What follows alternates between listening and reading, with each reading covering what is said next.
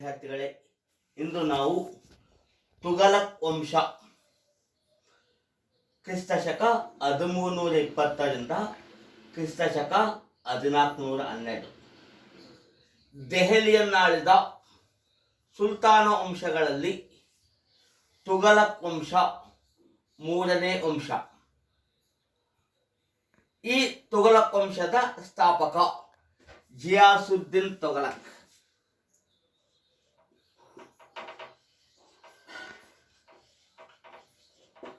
ಜಿಯಾಸುದ್ದೀನ್ ತುಘಲಕನು ಕ್ರಿಸ್ತಶಕ 1320ರಲ್ಲಿ ತುಘಲಕ್ ವಂಶವನ್ನು ಸ್ಥಾಪನೆ ಮಾಡಿದ. ಜಿಯಾಸುದ್ದೀನ್ ತುಘಲಕನು ಕ್ರಿಸ್ತಶಕ 1320ರಿಂದ 25ರವರೆಗೆ 5 ವರ್ಷಗಳ ಕಾಲ ಆಳ್ವಿಕೆ ಮಾಡಿದ. ನಂತರ ಅವನ ಮಗನಾದ ಮೊಹಮ್ಮದ್ ಬಿನ್ ತುಘಲಕ್ 1325ರಲ್ಲಿ ತುಘಲಕ್ ವಂಶದ ದೊರೆಯಾದ. ಮೊಹಮ್ಮದ್ ಬಿನ್ ತುಘಲಕ್ ಸುಮಾರು 26 ವರ್ಷಗಳ ಕಾಲ ಆಳ್ವಿಕೆ ಮಾಡಿದ. ಅಂದರೆ 1325ರಿಂದ 1351ರವರೆಗೆ ಆಳ್ವಿಕೆ ಮಾಡಿದ. ಮೊಹಮ್ಮದ್ ಬಿನ್ ತುಘಲಕ್ ತುಘಲಕ್ ವಂಶದಲ್ಲಿಯೇ ಅತಿ ಶ್ರೇಷ್ಠ ದೊರೆ ಎಂದು ಕರೆಯಲಾಗಿದೆ. ಕೇವಲ ತುಘಲಕ್ ವಂಶದಲ್ಲಿ ಅಷ್ಟೇ ಅಲ್ಲದೆ ಮಧ್ಯಕಾಲೀನ ಇತಿಹಾಸದಲ್ಲಿ ದೆಹಲಿ ರಾಜ್ಯವನ್ನಾಳಿದ ಸುಲ್ತಾನರಲ್ಲಿ ಈತನು ಒಬ್ಬ ವಿಶಿಷ್ಟ ವ್ಯಕ್ತಿ. ಈತನ 26 ವರ್ಷಗಳ ಆಳ್ವಿಕೆ ಆಡಳಿತಾತ್ಮಕ ಪ್ರಯೋಗಗಳಿಂದ, ದಂಡಯಾತ್ರೆಗಳಿಂದ, ದಂಗೆಗಳಿಂದ ಕೂಡಿದೆ. ಭಾರತದ ಇತಿಹಾಸದಲ್ಲಿ ಮೊಹಮ್ಮದ್ ಬಿನ್ ತುಘಲಕನಂತಹ ವಿಚಿತ್ರ ವ್ಯಕ್ತಿಯನ್ನು, ವಿಲಕ್ಷಣ ವ್ಯಕ್ತಿಯನ್ನು ಕಾಣುವುದು ತುಂಬಾ ವಿರಳ. ಏಕೆಂದರೆ ಮೊಹಮ್ಮದ್ ಬಿನ್ ತುಘಲಕ್ ಒಬ್ಬ ಹೈಲು ದೊರೆ ಅಂತ ಕರಿತೀವಿ. ಹೈಲು ದೊರೆ ಜೊತೆಗೆ ಆಕರ್ಷಕ ವ್ಯಕ್ತಿ. ಮೊಹಮ್ಮದ್ ಬಿನ್ ತುಘಲಕನನ್ನು ದೆಹಲಿ ಸುಲ್ತಾನರ ಕಾಲದ ಆಕರ್ಷಕ ವ್ಯಕ್ತಿ ಜೊತೆಗೆ ಕನಸುಗಾರ. ಮೊಹಮ್ಮದ್ ಬಿನ್ ತುಘಲಕನ ನಾವು ಕನಸುಗಾರ, ಹೈಲು ದೊರೆ, ಆಕರ್ಷಕ ದೊರೆ, ಕನಸುಗಾರ ಜೊತೆಗೆ ಇಲ್ಲಿ ಈತನ ನಾವು ಪರಸ್ಪರ ವಿರುದ್ಧ ಗುಣಗಳ ವ್ಯಕ್ತಿ ಅಂತ ಕರಿತೀವಿ. ಏಕೆಂದರೆ ಇಂತಹ ತಿಕ್ಕಲು ದೊರೆಯನ್ನು ಕಾಣುವುದು ನಾವು ತುಂಬಾ ವಿರಳ. ಏಕೆಂದರೆ ಮೊಹಮ್ಮದ್ ಬಿನ್ ತುಘಲಕ್ ಈ ಯುಗದ ಶತಮೂರ್ಖ ಅಂತ ಕರಿತೀವಿ. ದೆಹಲಿ ಸುಲ್ತಾನರ ಕಾಲದ ಧೀಮಂತ ಶತಮೂರ್ಖ ಮೊಹಮ್ಮದ್ ಬಿನ್ ತುಘಲಕ್. ಏಕೆಂದರೆ ಈತನ 26 ವರ್ಷಗಳ ಆಳ್ವಿಕೆಯಲ್ಲಿ ಈತನ ಆಳ್ವಿಕೆಯ ವಿರುದ್ಧ ಅನೇಕ ದಂಗೆಗಳು ನಡೆದು ಈ ದಂಗೆಗಳ ಪ್ರತ್ಯುತ್ತರವೇ ದಕ್ಷಿಣ ಭಾರತದಲ್ಲಿ ಹಕ್ಕಬುಕ್ಕರ ನಾಯಕತ್ವದಲ್ಲಿ 1336ರಲ್ಲಿ ವಿಜಯನಗರ ಸ್ಥಾಪನೆ ಆಯಿತು. ನಂತರ 1347ರಲ್ಲಿ ಅಲ್ಲಾವುದ್ದೀನ್ ಹಸನ್ ಗಂಗು ಬಹಮನ್ ಶಾ ಬಹುಮನಿ ವಂಶವನ್ನು ಸ್ಥಾಪನೆ ಮಾಡಿದ. ಇಲ್ಲಿ ಮೊಹಮ್ಮದ್ ಬಿನ್ ತುಘಲಕ್ ವಿಚಿತ್ರ ವ್ಯಕ್ತಿ, ವಿವಾದಾತ್ಮಕ ವ್ಯಕ್ತಿ ಎಂದು ಕರೆಯಲಾಗಿದೆ. ಏಕೆಂದರೆ ಅವನ ಪ್ರಯೋಗಗಳು, ಆಡಳಿತಾತ್ಮಕ ಸುಧಾರಣೆಗಳು, ಜನತೆಯ ಕಲ್ಯಾಣಕ್ಕಾಗಿ ಅನೇಕ ಪ್ರಯೋಗಗಳನ್ನು ಮಾಡಿದ. ಆ ಪ್ರಯೋಗಗಳನ್ನು ಅಥವಾ ಸುಧಾರಣೆಗಳನ್ನು ಅನುಷ್ಠಾನಕ್ಕೆ ತರುವಲ್ಲಿ ತುಂಬಾ ಎಡವಿದ. ಇದರಿಂದಾಗಿ ಜನತೆ ಕಷ್ಟಕ್ಕೀಡಾದರು. ಜೊತೆಗೆ ಸುಲ್ತಾನನು ಸಹ ಕಷ್ಟಕ್ಕೀಡಾದ. 2ನೇ ಪಾಯಿಂಟು ಆರಂಭಿಕ ಜೀವನ. ಮೊಹಮ್ಮದ್ ಬಿನ್ ತುಘಲಕ್ ಅವನ ಮೊದಲ ಹೆಸರು ಫಕ್ರುದ್ದೀನ್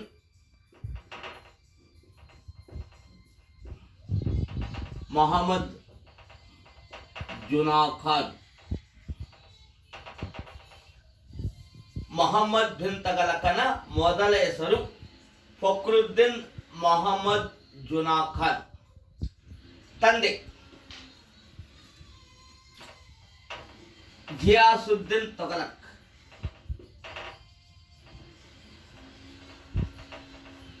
ತಂದೆ ಹೆಸರು ಜಿಯಾಸುದ್ದೀನ್ ತೊಗಲಕ್. ಮೊಹಮ್ಮದ್ ಬಿನ್ ತಗಲಕ್ ಬಾಲ್ಯದಲ್ಲಿ ತುಂಬಾ ಬುದ್ಧಿವಂತನಾಗಿದ್ದ, ಜಾಣನಾಗಿದ್ದ. ಏಕೆಂದರೆ ಈತನು ಪರ್ಷಿಯನ್ ಭಾಷೆಯಲ್ಲಿ, ಅರಬಿಕ್ ಭಾಷೆಯಲ್ಲಿ, ಸಂಸ್ಕೃತ ಭಾಷೆಯಲ್ಲಿ ಆಳವಾಗಿ ಅಧ್ಯಯನ ಮಾಡಿದ್ದ. 3 ಭಾಷೆಗಳನ್ನು ಬಲ್ಲವನಾಗಿದ್ದ. ಜೊತೆಗೆ ಅನೇಕ ವಿಷಯಗಳಲ್ಲಿ ಭೌತಶಾಸ್ತ್ರ, ವೈದ್ಯಶಾಸ್ತ್ರ, ತರ್ಕಶಾಸ್ತ್ರ, ಖಗೋಳಶಾಸ್ತ್ರ, ಕಾವ್ಯ, ಅನೇಕ ವಿಷಯಗಳಲ್ಲಿ ಪಾರಂಗತನಾಗಿದ್ದ. ಏಕೀತನೊಡನೆ ಮೊಹಮ್ಮದ್ ಬಿನ್ ತಗಲಕನು ಅಪಾರವಾದ ಬುದ್ಧಿವಂತನಾಗಿದ್ದರಿಂದ ಈತನೊಡನೆ ಚರ್ಚಿಸಲು, ವಾದ ಮಾಡಲು ಬಹಳಷ್ಟು ಜನರು ಇರ್ತಾ ಇದ್ರು. ನಂತರ 1320ರಲ್ಲಿ ತಂದೆ ಜಿಯಾಸುದ್ದೀನ್ ತಗಲಕ್ ದೆಹಲಿಯ ಮೇಲೆ ದಾಳಿ ಮಾಡಿದ. ಗುಲಾಮ ವಂಶದ ಕೊನೆಯ ಸುಲ್ತಾನನಾದಂತಹ ಖುಸ್ರು ಶಾನನ್ನು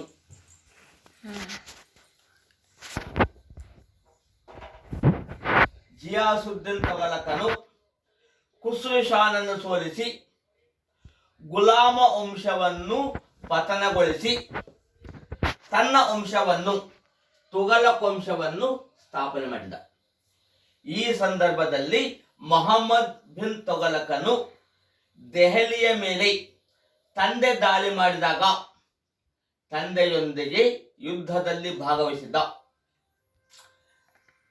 ಇಲ್ಲಿ ಜಿಯಾಸುದ್ದೀನ್ ತುಘಲಕನು ದೆಹಲಿಯ ಸುಲ್ತಾನನಾದ ನಂತರ ಮೊಹಮ್ಮದ್ ಬಿನ್ ತುಘಲಕನು 1320ರಲ್ಲಿ 1320 ವಾರಂಗಲ್ ಮೇಲೆ ದಾಳಿ ಮಾಡಿದ.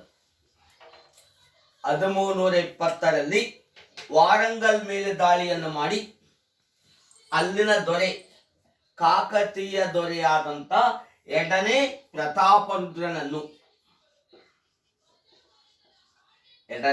ಪ್ರತಾಪರುದ್ರನನ್ನು ಸಂಪೂರ್ಣವಾಗಿ ಸೋಲಿಸಿದ. ನಂತರ ಜಾಜ್ ನಗರದ ಮೇಲೆ ದಾಳಿ ಮಾಡಿದ. ಜಾಜ್ ನಗರದ ಮೇಲೆ ದಾಳಿಯನ್ನು ಮಾಡಿ ಆ ನಗರವನ್ನು ಸಹ ವಶಪಡಿಸಿಕೊಂಡ. ಈ ಸಂದರ್ಭದಲ್ಲಿ ಸುಲ್ತಾನನಾದ ಜಿಯಾಸುದ್ದೀನ್ ತುಘಲಕನು ಬಂಗಾಳದ ಮೇಲೆ ದಂಡಯಾತ್ರೆಯನ್ನು ಮಾಡಿ ಜಯವನ್ನು ಗಳಿಸಿ ದೆಹಲಿಗೆ ವಾಪಸ್ಸಾಗುವಾಗ ಮೊಹಮ್ಮದ್ ಬಿನ್ ತುಘಲಕನ ಮೋಸತನದಿಂದಾಗಿ, ಪೂರ್ವ ನಿಯೋಜಿತ ಒಳಸಂಚಿನಿಂದಾಗಿ ಜಿಯಾಸುದ್ದೀನ್ ತುಘಲಕನನ್ನು ಕೊಲೆ ಮಾಡಲಾಯಿತು, ಕೊಂದು ಹಾಕಲಾಯಿತು. ನಂತರ ಜಿಯಾಸುದ್ದೀನ್ ತುಘಲಕ ನಂತರ ಮೊಹಮ್ಮದ್ ಬಿನ್ ತುಘಲಕನು ಇಲ್ಲಿ ತುಘಲಕ್ ವಂಶದ ದೊರೆಯರು. ಇಲ್ಲಿ ಮೊಹಮ್ಮದ್ ಬಿನ್ ತುಘಲಕನ ಸ್ವಭಾವ ಯಾವತ್ತಿತ್ತು?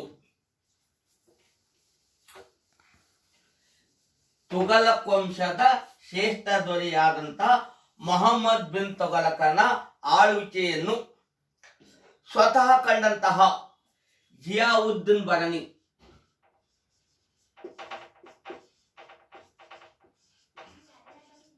ಮತ್ತು ಇಬ್ನ ಬತೂತ, ಜಿಯಾವುದ್ದೀನ್ ಬರನಿ ಮತ್ತು ಇಬ್ನ ಬತೂತರು ಮೊಹಮ್ಮದ್ ಬಿನ್ ತುಘಲಕನ ವ್ಯಕ್ತಿತ್ವವನ್ನು ಕುರಿತು ಹೇಳಿಕೆ ನೀಡಿದ್ದಾರೆ. ಮೊಹಮ್ಮದ್ ಬಿನ್ ತುಘಲಕ್ ಅಕಾರ್ಡಿಂಗ್ ಟು ಬರನಿ, ಜಿಯಾವುದ್ದೀನ್ ಬರನಿಯ ಪ್ರಕಾರ ಮೊಹಮ್ಮದ್ ಬಿನ್ ತುಘಲಕನು ಪರಸ್ಪರ ವಿರುದ್ಧ ಗುಣಗಳ ವ್ಯಕ್ತಿ. Mixed opposite character. According to Barni, Mohammed bin ತಗಲಕನು ಪರಸ್ಪರ ವಿರುದ್ಧ ಗುಣಗಳ ವ್ಯಕ್ತಿ ಅಂತ ಹೇಳ್ತೀವಿ. ಜೊತೆಗೆ ಪ್ರಪಂಚದ ವಿಶಿಷ್ಟ ಸೃಷ್ಟಿ.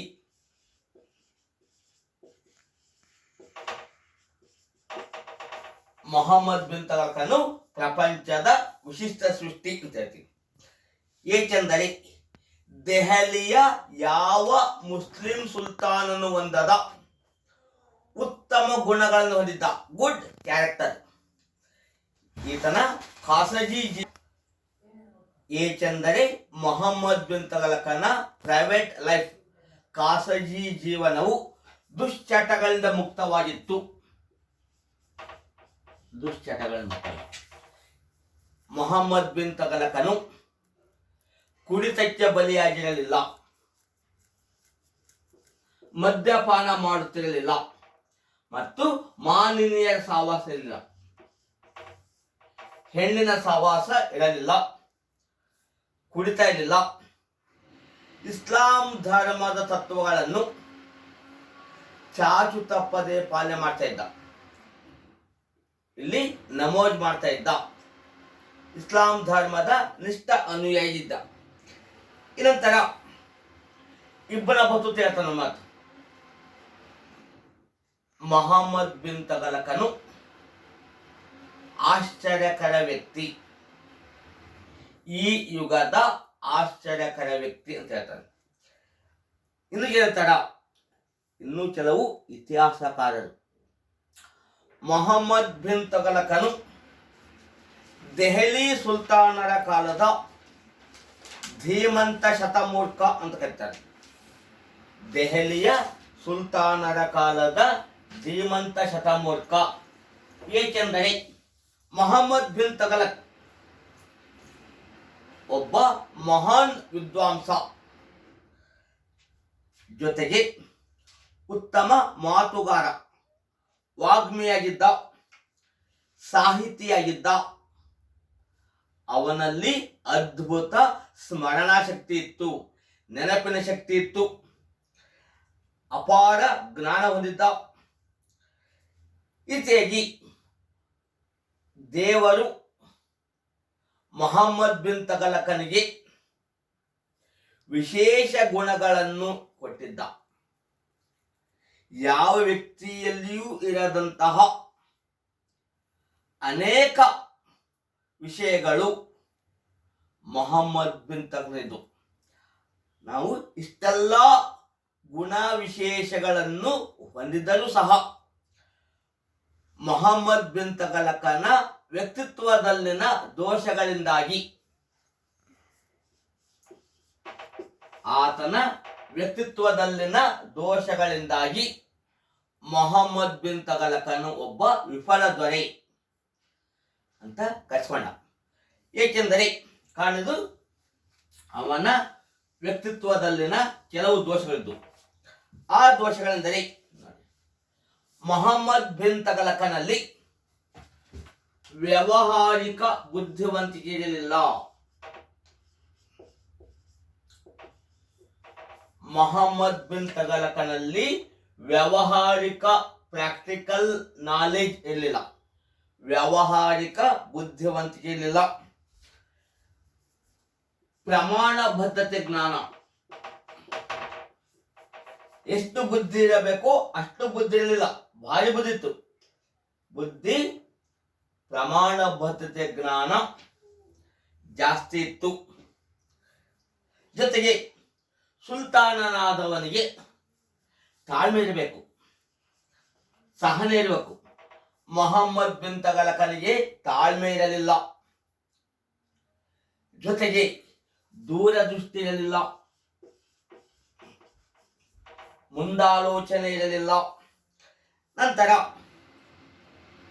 ರಿಯಲ್ ವಾಸ್ತವಿಕ ನಿರ್ಧಾರ ತೆಗೆದುಕೊಳ್ಳುವ ಶಕ್ತಿ ಇರಲಿಲ್ಲ, ವಾಸ್ತವಿಕ ನಿರ್ಧಾರ ತೆಗೆದುಕೊಳ್ಳುವಲ್ಲಿ ಎಡವಿದ. ಅಂತೆಯೇ ಪರಸ್ಪರ ವಿರುದ್ಧ ಗುಣಗಳಿದ್ದು, ಒಳ್ಳೆಯವನು ಕೆಟ್ಟವನು, ಎರಡು ಗುಣ ಎರಡು ಇದ್ದು ನೋಡಿ, ಒಳ್ಳೆಯ ವ್ಯಕ್ತಿಗಳು. ಇದು ಗುಣ, ದೋಷ, ಅಪೋಸಿಟ್ ಗುಣ ನೋಡಿ. ವಿನಯಶೀಲ ಅಂತ ಹೇಳ್ತೀವಿ, ಒಳ್ಳೆಯ ಗುಣ. ಮೊಹಮ್ಮದ್ ಬಿನ್ ತಗಲಕನಲ್ಲಿ ವಿನಯಶೀಲ ಇತ್ತು, ಆದರೆ ಅದರ ವಿರುದ್ಧವಾಗಿ ದರ್ಪಿಷ್ಟನಾಗಿದ್ದ. ವಿನಯಶೀಲ, ದರ್ಪಿಷ್ಟ, ಉದಾರಿ, ದಾನ, ಇಲ್ಲಿ ಕ್ರೂರಿಯಾಗಿದ್ದ. ಉದಾರಿಯಾಗಿದ್ದ ಜೊತೆಗೆ ಕ್ರೂರಿಯಾಗಿದ್ದ. ನಮ್ರ ವಿಧೇಯತಿತ್ತು, ಜೊತೆಗೆ ನಿರಂಕುಶಮತಿಯಾಗಿದ್ದ, ಸರ್ವಾಧಿಕಾರಿಯಾಗಿದ್ದ. ನಮ್ರ ಮತ್ತು ನಿರಂಕುಶಮತಿಯಾಗಿದ್ದ. ಒಂದು ಕಡೆ ಪ್ರಜೆ ಹಿತಾಕಾಂಕ್ಷಿ, ಪ್ರಜಾ ಹಿತಾಕಾಂಕ್ಷಿ, ಪ್ರಜೆಗಳಿಗೆ ಒಳ್ಳೆಯದನ್ನು ಮಾಡುವ ಆಸೆ ಇತ್ತು. ಅದಕ್ಕೆ ವಿರುದ್ಧವಾಗಿ ದಬ್ಬಾಳಿಕೆಗಾರ,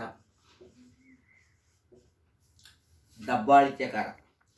ಇದು ನೋಡಿ, ವಿನಯಶೀಲ, ಉದಾರಿ, ನಮ್ರತೆ, ಪ್ರಜಾಹಿತ, ಇವೆಲ್ಲ ಒಳ್ಳೆ ಗುಣಗಳು. ಒಂದು ಸರಿ ದರ್ಪಿಷ್ಟನಾಗಿದ್ದ, ಕ್ರೂರಿಯಾಗಿದ್ದ, ನಿರಂಕುಶನಾಗಿದ್ದ, ದಬ್ಬಾಳಿಕೆ ಮಾಡ್ತಾ ಇದ್ದ. ಅದಕ್ಕೆ ತುಘಲಕ್ ದರ್ಬಾರ್ ಅಂತ ಹೇಳ್ತೀವಿ, ತುಘಲಕ್ ದರ್ಬಾರ್. ಇಲ್ಲಿ ಇಂತಹ ವಿಶಿಷ್ಟ ಗುಣಗಳಿಂದಾಗಿ ಇತಿಹಾಸದಲ್ಲಿ ಮೊಹಮ್ಮದ್ ಬಿನ್ ತಗಲಕನ ಸ್ಥಾನವನ್ನು ನಿರ್ಧರಿಸುವುದು ಇತಿಹಾಸಕಾರರಿಗೆ ಸಾಧ್ಯನೇ ಆಗಿಲ್ಲ.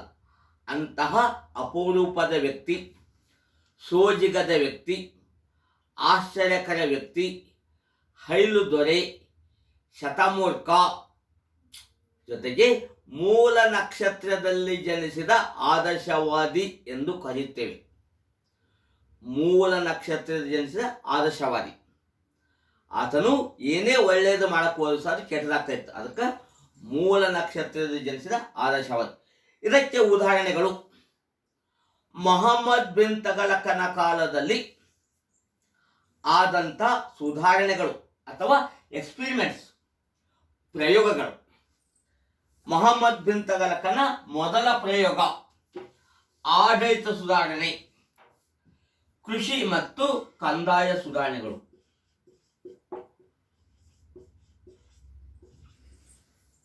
ಕೃಷಿ ಮತ್ತು ಕಂದಾಯ ಸುಧಾರಣೆಗಳು ಅಂತ ಹೇಳ್ತೀವಿ. ಮೊಹಮ್ಮದ್ ಬಿನ್ ತಗಲಕ್ ಕೃಷಿಕರ ಮಿತ್ರನಾಗಿದ್ದ. ಮೊಹಮ್ಮದ್ ಬಿನ್ ತಗಲಕನು ಕೃಷಿಕರ ಮಿತ್ರನಾಗಿದ್ದ.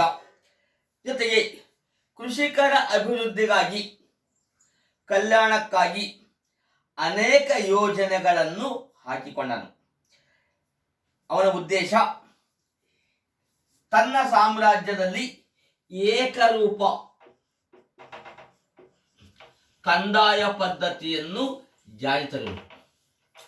ತನ್ನ ಸಾಮ್ರಾಜ್ಯದಲ್ಲಿ ಏಕರೂಪದ ಕಂದಾಯ ಪದ್ಧತಿಯನ್ನು ಜಾರಿ ತರುವುದು. ಅದಕ್ಕಾಗಿ ತನ್ನ ಸಾಮ್ರಾಜ್ಯದ ಎಲ್ಲ ರಾಜ್ಯಪಾಲರುಗಳಿಗೆ ಅಥವಾ ಪ್ರಾಂತಾಧಿಕಾರಿಗಳಿಗೆ ಆಜ್ಞೆ ಮಾಡಿದ, ನೀವು ನಿಮ್ಮ ನಿಮ್ಮ ಪ್ರದೇಶಗಳಲ್ಲಿ ಆದಾಯ ಮತ್ತು ವೆಚ್ಚ, ಇನ್ಕಮ್ ಅಂಡ್ ಎಕ್ಸ್ಪೆಂಡಿಚರ್, ಆದಾಯ ಮತ್ತು ವೆಚ್ಚಗಳ ದಾಖಲೆ ಇಡುವಂತೆ ಆಜ್ಞಾಪಿಸಿದ. ರಿಕಾರ್ಡ್ಸ್ ಇರ್ತಕ್ಕಂಥದ್ದು, ದಾಖಲೆ ಇಡುವಂತೆ ಆಜ್ಞಾಪಿಸಿದ. ನಂತರ ಕೃಷಿಕರ ಕಲ್ಯಾಣಕ್ಕಾಗಿ, ರೈತರಿಗಾಗಿ ಕೃಷಿ ಇಲಾಖೆ, ಅಗ್ರಿಕಲ್ಚರ್ ಡಿಪಾರ್ಟ್ಮೆಂಟ್, ಕೃಷಿ ಇಲಾಖೆಯನ್ನು ಸ್ಥಾಪನೆ ಮಾಡಿದ. ಅದೇ ದಿವಾನ್ ಇ ಕೋಹಿ.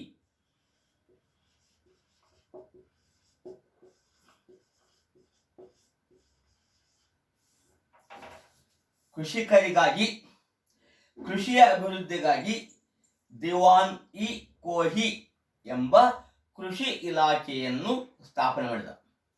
ಈ ಇಲಾಖೆಯ ಪ್ರಮುಖ ಕರ್ತವ್ಯಗಳೆಂದರೆ ಅಥವಾ ಕಾರ್ಯಗಳೆಂದರೆ ಪ್ರದೇಶಗಳಲ್ಲಿ, ಪ್ರಾಂತಗಳಲ್ಲಿ ಬಂಜರು ಭೂಮಿಗಳನ್ನು,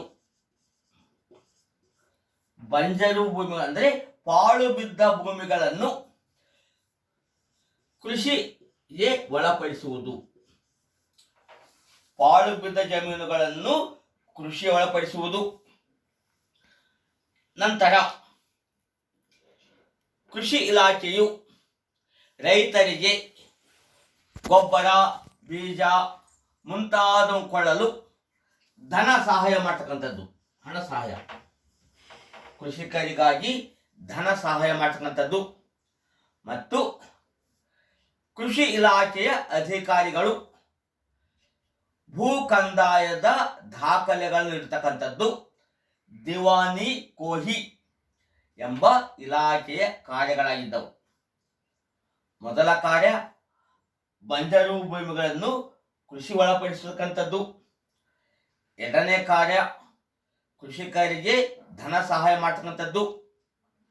ಮೂರನೇ ಕಾರ್ಯ ಕೃಷಿ ಅಧಿಕಾರಿಗಳು ತಮ್ಮ ತಮ್ಮ ಪ್ರದೇಶಗಳಲ್ಲಿ ಭೂ ಕಂದಾಯದ ದಾಖಲೆಗಳು. ಆದರೆ ಅಪ್ರಾಮಾಣಿಕ, ಲಂಚಕೋರ, ಭ್ರಷ್ಟ ಅಧಿಕಾರಿಗಳಿಂದಾಗಿ, ಲಂಚಕೋರ ಅಧಿಕಾರಿಗಳಿಂದಾಗಿ ಈ ಇಲಾಖೆಯಲ್ಲಿ ಭ್ರಷ್ಟಾಚಾರ ತುಂಬಿದ್ದರಿಂದ, ಅಧಿಕಾರಿಗಳು ಅಪ್ರಾಮಾಣಿಕರಾಗಿದ್ದರಿಂದ ಕೃಷಿ ಇಲಾಖೆ ಸುಧಾರಣೆಗಳು ಸಹ ವಿಫಲವಾದವು. ಎರಡನೇ ಸುಧಾರಣೆ, ಎರಡನೇ ಪ್ರಯೋಗ, ದೋ ಅಬ್ ಪ್ರದೇಶದಲ್ಲಿ ಕಂದಾಯ ಹೆಚ್ಚಳ. ದೋ ಅಬ್ ಪ್ರದೇಶದಲ್ಲಿ ಕಂದಾಯ ಹೆಚ್ಚಳ. ದೋ ಅಬ್ ಪ್ರದೇಶವೆಂದರೆ ಎರಡು ನದಿಗಳ ಪ್ರದೇಶ. ಗಂಗಾ ಮತ್ತು ಯಮುನಾ ನದಿಗಳ ನಡುವಣ ಪ್ರದೇಶವೇ ದೋ ಅಬ್ ಪ್ರದೇಶ. ಮೊಹಮ್ಮದ್ ಬಿನ್ ತಗಲಕನು ದೋ ಅಬ್ ಪ್ರದೇಶದಲ್ಲಿ ಭೂ ಕಂದಾಯವನ್ನು ಡಬಲ್ 10ರಿಂದ 20 ಪಟ್ಟು ಹೆಚ್ಚಿಸಿದ. 10% to 20%, ಡಬಲ್. ಅದಷ್ಟು ದೋ ಅಬ್ ಪ್ರದೇಶದಲ್ಲಿ ಭೂ ಕಂದಾಯವನ್ನು 10ರಿಂದ 20 ಪಟ್ಟು ಡಬಲ್ ಹೆಚ್ಚಿಸಿದ. ದೋ ಅಬ್ ಪ್ರದೇಶದಲ್ಲಿ ಕಂದಾಯವನ್ನು ಹೆಚ್ಚಿಸಲು ಅನೇಕ ಕಾರಣಗಳಿದ್ದವು. ಒಂದನೇ ಕಾರಣ, ದೋ ಅಬ್ ಪ್ರದೇಶವು ಅತ್ಯಂತ ಫಲವತ್ತಾಗಿತ್ತು, ನೀರಾವರಿ ಇತ್ತು, ವರ್ಷಕ್ಕೆ 2 ಬೆಳೆ ಬೆಳೀತಾ ಇದ್ರು. ಇದು ಒಂದನೇ ಕಾರಣ. ಎರಡನೇ ಕಾರಣ, ಈ ಪ್ರದೇಶದ ರೈತರು, ಕೃಷಿಕರು ಶ್ರೀಮಂತರಾಗಿ, ದೋ ಅಬ್ ಪ್ರದೇಶದ ಕೃಷಿಕರು ಶ್ರೀಮಂತರಾಗಿ ವಿನಾಕಾರಣ ಸುಲ್ತಾನನ ವಿರುದ್ಧ ದಂಗೆ ಹೇಳ್ತಾ ಇದ್ರು. ರಿವರ್ಟ್. ಶ್ರೀಮಂತರು ಸುಲ್ತಾನನ ವಿರುದ್ಧ ದಂಗೆ ಹೇಳ್ತದ್ರು. ಇಲ್ಲಿ ಈ ಪ್ರದೇಶದ ಶ್ರೀಮಂತರ ಸೊಕ್ಕನ್ನು ಮುರಿಯಲು, ಅವರ ದಂಗೆ ಅಡಗಿಸಲು 10ರಿಂದ 20 ಪಡಿಸಿದ. ಮೂರನೇ ಕಾರಣ ಇತ್ತು, ತನ್ನ ಸಾಮ್ರಾಜ್ಯದ ಆಡಳಿತವನ್ನು ನೋಡಿಕೊಂಡು ಹೋಗಲು, ಸೈನಿಕರಿಗೆ ಸಂಬಳ ಕೊಡಲು ಹಣ ಬೇಕಾಗಿತ್ತು. ಆ ಹಣವನ್ನು ಭರ್ತಿ ಮಾಡಲು ಈ ಪ್ರದೇಶದಲ್ಲಿ ಭೂ ಕಂದಾಯವನ್ನು ಡಬಲ್ 10 ರೂಪಾಯಿ. ಇದೇ ಸಂದರ್ಭದಲ್ಲಿ ಕಾಗೆ ಕೂರುವುದಕ್ಕೂ ಟೊಂಗೆ ಮುರಿಯುವುದಕ್ಕೂ ಸಂಬಂಧ ಇದೆ. ಮೊಹಮ್ಮದ್ ಬಿನ್ ತಗಲಕನು ದೋ ಅಬ್ ಪ್ರದೇಶದಲ್ಲಿ ಭೂ ಕಂದಾಯವನ್ನು 10ರಿಂದ 20 ಹೆಚ್ಚಿಸಿದ. ಇದೇ ಸಂದರ್ಭದಲ್ಲಿ ದೋ ಅಬ್ ಪ್ರದೇಶದಲ್ಲಿ ಭೀಕರ ಬರಗಾಲ ಬಂದಿತು. ಮಳೆಯ ಅಭಾವದಿಂದಾಗಿ ಅನಾವೃಷ್ಟಿ ಆರಂಭವಾಯಿತು, ಬರ ಸ್ಟಾರ್ಟ್ ಆಯಿತು. ಆದರೆ ಕಂದಾಯ ಅಧಿಕಾರಿಗಳು ದೋ ಅಬು ಪ್ರದೇಶದ ಜನತೆಯ ಕಷ್ಟಗಳನ್ನು ಲೆಕ್ಕಿಸದೆ ಭೂ ಕಂದಾಯ ವಸೂಲಿ ಮಾಡಲಾರಂಭಿಸಿದರು. ರೈತರ ಮೇಲೆ ಹೆಚ್ಚಿನ ತೆರಿಗೆಗಳನ್ನು ಹಾಕಿ ಅವುಗಳನ್ನು ವಸೂಲಿ ಮಾಡ್ತಾ ಇದ್ರು. ರೈತರ ಮೇಲೆ ದಬ್ಬಾಳಿಕೆ, ಶೋಷಣೆ ಸ್ಟಾರ್ಟ್ ಆಯಿತು. ಒಂದು ಕಡೆ ಅನಾವೃಷ್ಟಿಯಿಂದಾಗಿ ರೈತರು ಭೂ ಕಂದಾಯ ಕೊಡದೆ ತಮ್ಮ ಜಮೀನುಗಳನ್ನು ಬಿಟ್ಟು ಬೇರೆ ಬೇರೆ ಕಡೆ ಪಲಾಯನ ಮಾಡಿ ಓಡೋಗ್ಬಿಟ್ರು. ಇನ್ನು ಕೆಲವರು ತಲೆದಪ್ಪಿಸ್ಕೊಂಡ್ರು. ಅನಾವೃಷ್ಟಿಯಿಂದಾಗಿ ಬೆಳೆ ಬೆಳೆಯಲಿಲ್ಲ, ರೈತರು ತೆರಿಗೆ ಕೊಡಲಿಲ್ಲ. ಈ ಸುದ್ದಿ ಮೊಹಮ್ಮದ್ ಬಿನ್ ತನಗೆ ಗೊತ್ತಾಯಿತು. ಕೂಡಲೇ ಮೊಹಮ್ಮದ್ ಬಿನ್ ತಗಲಕನು ದೋ ಅಬ್ ಪ್ರದೇಶದ ರೈತರಿಗೆ ಅನೇಕ ಸಾಲ ಸೌಲಭ್ಯ ಒದಗಿಸಿದ. ದೋ ಅಬ್ ಪ್ರದೇಶದ ರೈತರು, ಪಲಾಯನಗೊಂಡಂತ ರೈತರು ವಾಪಸ್ಸು ಬಂದು ಕೃಷಿ ಕೆಲಸ ಮಾಡ್ತಕ್ಕಂಥದ್ದು, ಭೂಮಿಯನ್ನು ಉಳಬೇಕು, ಕೃಷಿ ಕೆಲಸ ಮುಂದುವರಿಸಬೇಕು. ನಂತರ ಕೃಷಿ ಅಭಿವೃದ್ಧಿಗಾಗಿ ಈ ಪ್ರದೇಶದ ರೈತರಿಗೆ ಸಾಲ ನೀಡಿದ, ಕೃಷಿಕರಿಗೆ ಸಾಲ ಕೊಟ್ಟ. ಎತ್ತು ಕೃಷಿ ಸಲಕರಣೆ ತೆಗೆದುಕೊಳ್ಳಲು, ಗೊಬ್ಬರ ಬೀಜ ತೆಗೆದುಕೊಳ್ಳಲು ಸಾಲ ಕೊಟ್ಟ. ನಂತರ ಆದರೆ ಮೊಹಮ್ಮದ್ ಬಿನ್ ತಗಲಕನು ದೋ ಅಬ್ ಪ್ರದೇಶಕ್ಕೆ ಎಲ್ಲ ಕೊಟ್ಟರೂ ಸಹ ಇದು ವಿಫಲತೆ ಆಯಿತು. ಮೊಹಮ್ಮದ್ ಬಿನ್ ತಗಲಕನು ಎರಡು ತಪ್ಪು ಮಾಡಿದ. ಏನ್ ತಪ್ಪು ಮಾಡಿದ? ದೋ ಅಬ್ ಪ್ರದೇಶದ ಜನತೆಯ ಕಷ್ಟಗಳನ್ನು ಲೆಕ್ಕಿಸದೆ ಭೂ ಕಂದಾಯ ವಸೂಲಿ ಮಾಡಲು ಆಜ್ಞೆ ಮಾಡಿದ್ದು ಒಂದು ತಪ್ಪತ್ತು. ಜನತೆಯ ಕಷ್ಟ ನಷ್ಟಗಳನ್ನು ಲೆಕ್ಕಿಸದೆ ಈ ಪ್ರದೇಶ ಜನತೆಯ ಮೇಲೆ ಭೂ ಕಂದಾಯ ವಸೂಲಿ ಮಾಡಲು ಕಟ್ಟುನಿಟ್ಟಿನ ಕ್ರಮ ತೆಗೆದುಕೊಂಡಿದ್ದು ಒಂದು ತಪ್ಪಾಗಿತ್ತು. ಎರಡನೇ ತಪ್ಪು, ಕ್ಷಾಮ ಪೀಡಿತ ಪ್ರದೇಶದ ಪರಿಹಾರಕ್ಕಾಗಿ ತಡವಾಗಿ ಕ್ರಮ ತೆಗೆದುಕೊಂಡದ್ದು, ತಡವಾಗಿ ಸಾಲ ಕೊಟ್ಟದ್ದು. ನಂತರ ಸುಲ್ತಾನನು ಕೊಟ್ಟ ಕೃಷಿ ಹಣವನ್ನು ಅಧಿಕಾರಿಗಳು ನುಂಗಿದ್ರು. ರೈತರು ಸಹ ತಮ್ಮ ಹಬ್ಬ ಹರಿದಿನಗಳಿಗೆ ಮಜಾ ಮಾಡಿದರು.